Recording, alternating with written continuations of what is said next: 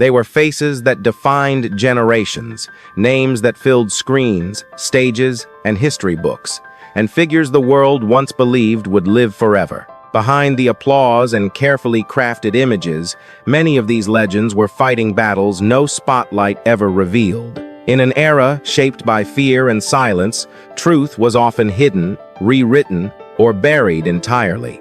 This is not a story about scandal. It is about legacy, about artists whose lives ended too soon, but whose work reshaped music, film, and culture in ways that still echo today. Some stories are heartbreaking, others are quietly heroic, and a few helped change how the world understood AIDS, stigma, and compassion. Now, let's begin with a legacy that refused to fade.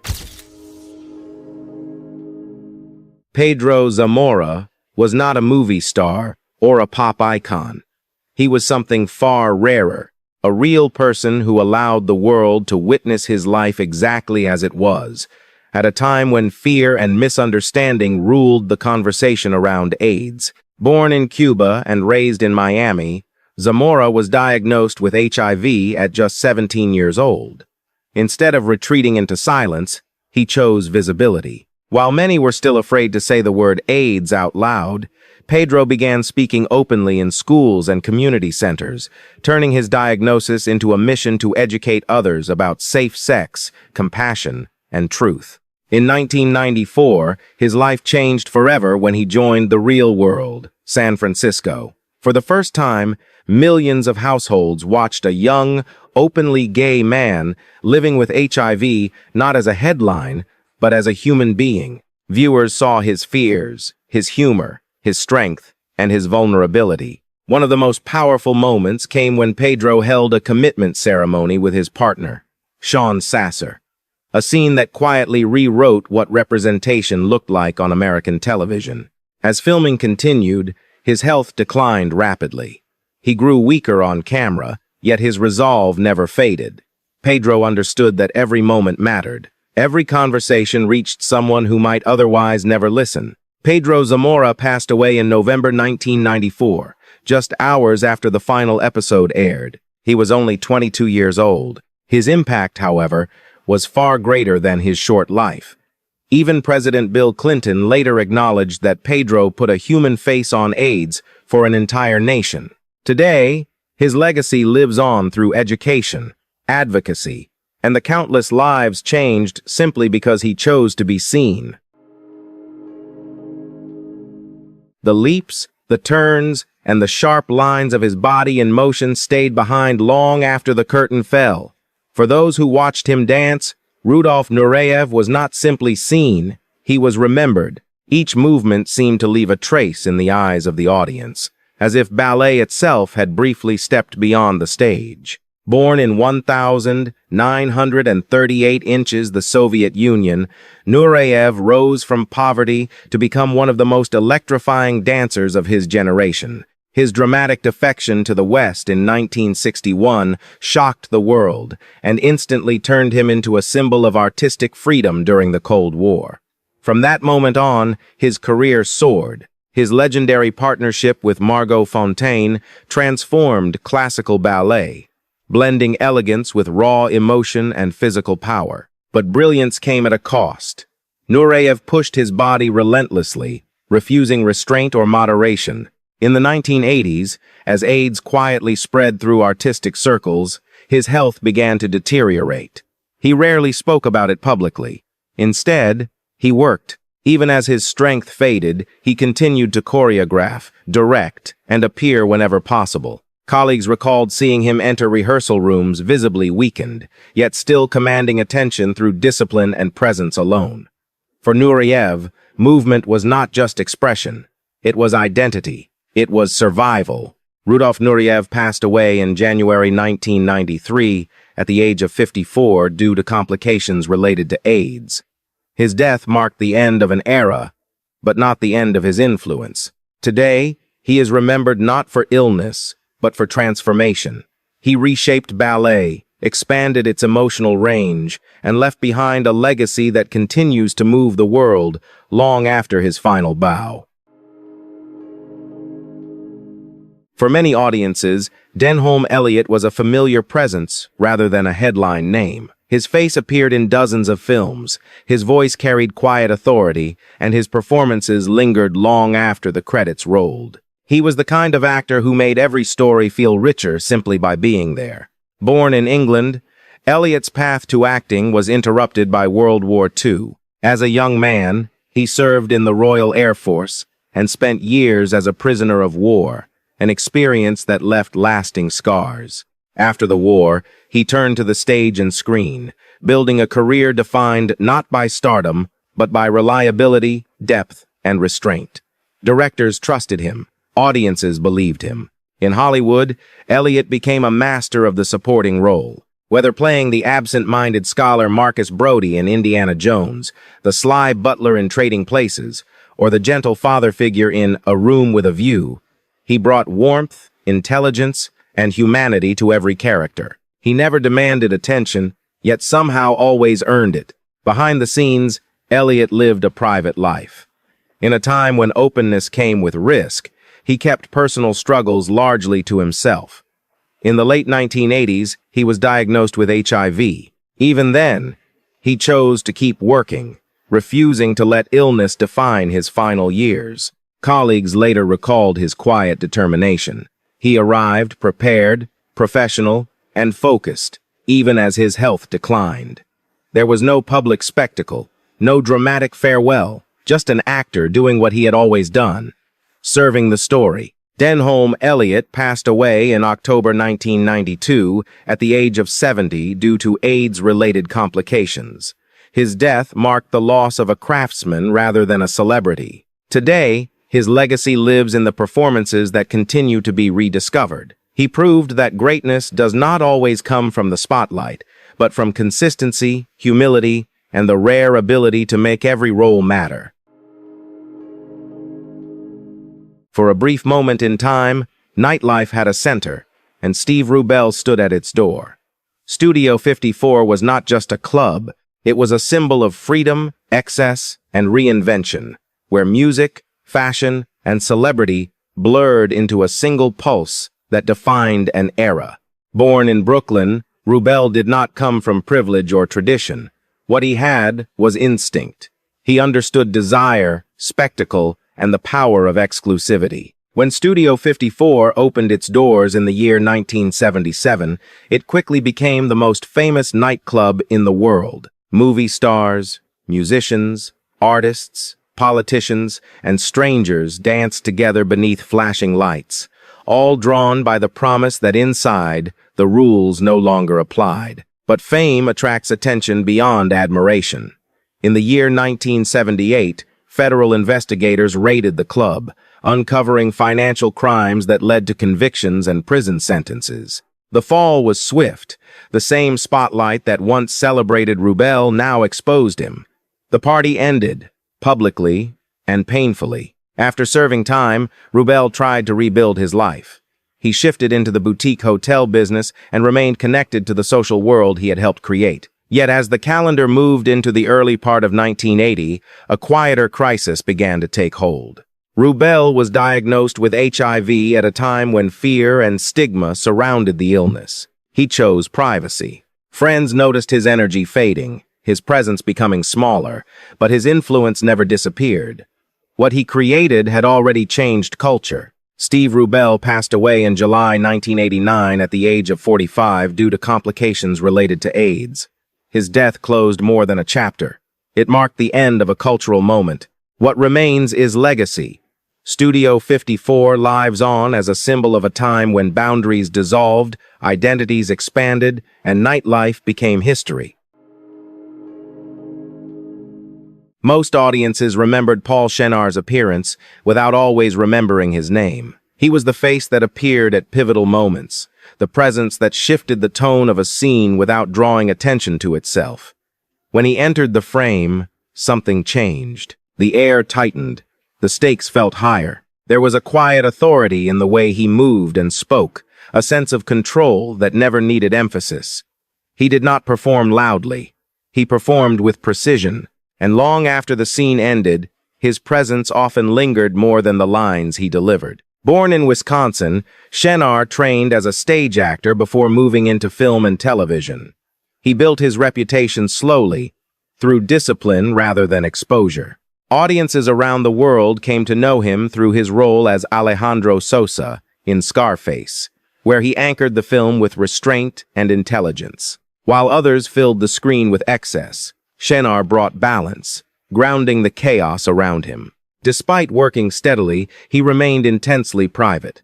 At a time when visibility often defined success, Shenar chose discretion. Colleagues described him as reserved and focused, someone who believed the work should speak louder than the performer. As the latter part of the 20th century unfolded, Shenar was diagnosed with HIV. He did not make public declarations or frame his life around illness. Instead, he continued working quietly, maintaining professionalism even as his health declined.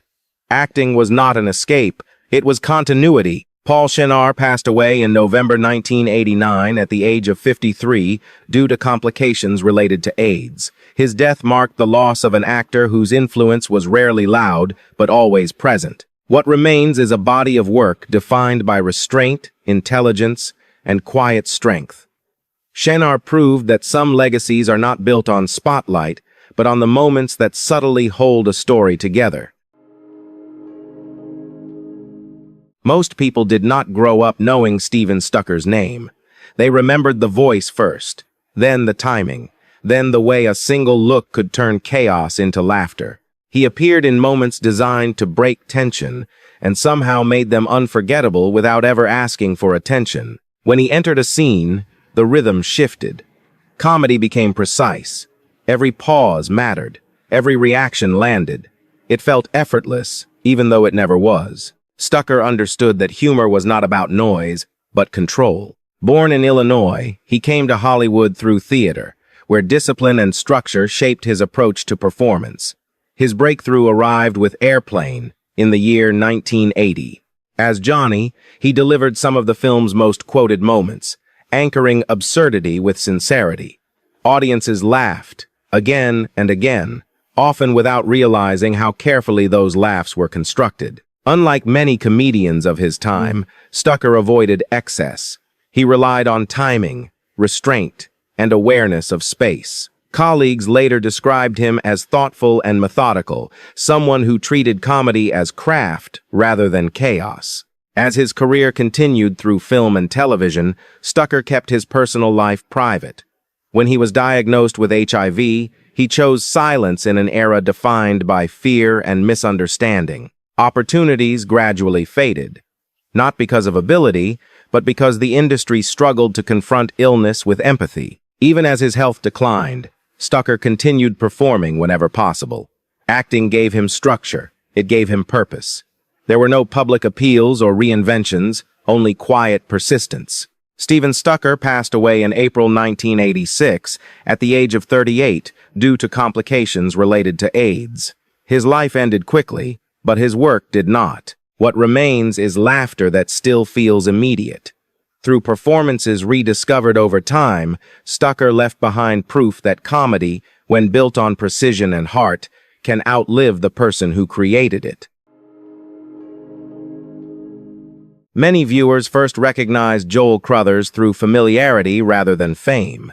His face appeared in living rooms week after week, his presence steady, reassuring, and quietly dependable. He was the kind of actor audiences trusted without needing to think about why. Crothers built his career in television, where consistency mattered as much as talent. He became widely known through daytime dramas, including The Edge of Night, Search for Tomorrow, and Santa Barbara. In a medium driven by long arcs and emotional continuity, Crothers brought sincerity and control, grounding stories that unfolded slowly over time. Viewers followed his characters not because of spectacle, but because they felt real. Behind the scenes, Crothers lived with a level of openness that was rare for his era. In the year 1977, he publicly came out as gay, becoming one of the first television actors to do so at a time when such honesty carried real professional risk. He did not turn his identity into controversy. He treated it as fact and continued working. As the years passed, Crothers was diagnosed with HIV. Rather than retreat, he remained engaged with advocacy and education, speaking openly about the illness when many still avoided the subject. His calm, measured approach offered visibility without drama and dignity without spectacle. Even as his health declined, Crothers stayed connected to the craft that defined his life. Acting was not only a profession, it was structure, it was community, it was continuity in the face of uncertainty. Joel Crothers passed away in November 1986 at the age of 35 due to complications related to AIDS. His death was devastating, not only because of his youth, but because of what he represented. What remains is a legacy of quiet courage. Crothers proved that presence does not need volume, and that honesty, delivered calmly and consistently, can shift culture in ways that last far beyond the screen. Some athletes are remembered for medals. John Curry was remembered for movement, the glide, the posture, the way each routine felt closer to choreography than competition. Watching him skate, audiences sensed something different before they could explain why. Born in England, Curry trained in a system that valued control and precision above expression. He brought something else to the ice: ballet discipline, musical awareness, and a belief that skating could be as much about artistry as athleticism. At the Winter Games in the year 1976, his performances stood apart immediately. He did not overpower the ice. He shaped it. The result was a gold medal that quietly redefined expectations for men's figure skating. The victory made Curry a national hero, but the attention came with conditions. Shortly after his Olympic success, he spoke openly about being gay. The response was divided. Sponsorships disappeared. Institutional support cooled. The same world that celebrated his elegance struggled to accept the person behind it. Rather than retreat, Curry redirected his energy. He created touring ice shows that blended skating with classical ballet, focusing on line, emotion, and narrative. Competitive doors closed, but artistic ones opened. His work influenced a generation of skaters who began to see performance as more than points on a scorecard. As time passed, Curry was diagnosed with HIV. He faced the illness with discipline and composure, continuing to teach and advocate for artistic freedom while his health declined. There was no spectacle, only persistence. John Curry passed away in April 1994 at the age of 44 due to complications related to AIDS. His death ended a singular career, but not its impact. His influence can still be seen in the way figure skating is performed today. Curry showed that the sport could embrace artistry without losing discipline, and that expression itself could become a lasting standard. Many people wore Willi Smith's designs before they ever knew his name. The clothes felt easy, functional, and modern, made for real movement rather than display. They belonged on city streets, in classrooms, and on dance floors, not just on runways. Born in Philadelphia, Smith rose during a moment when fashion was still tightly guarded by elite circles.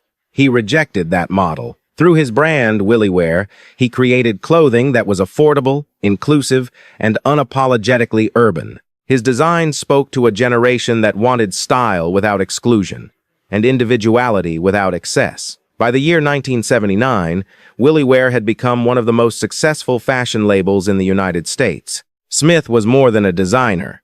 He was a cultural bridge. His work connected fashion to music, architecture, and everyday life, particularly within Black and creative communities that were often overlooked by the industry. He believed clothing should empower people, not intimidate them.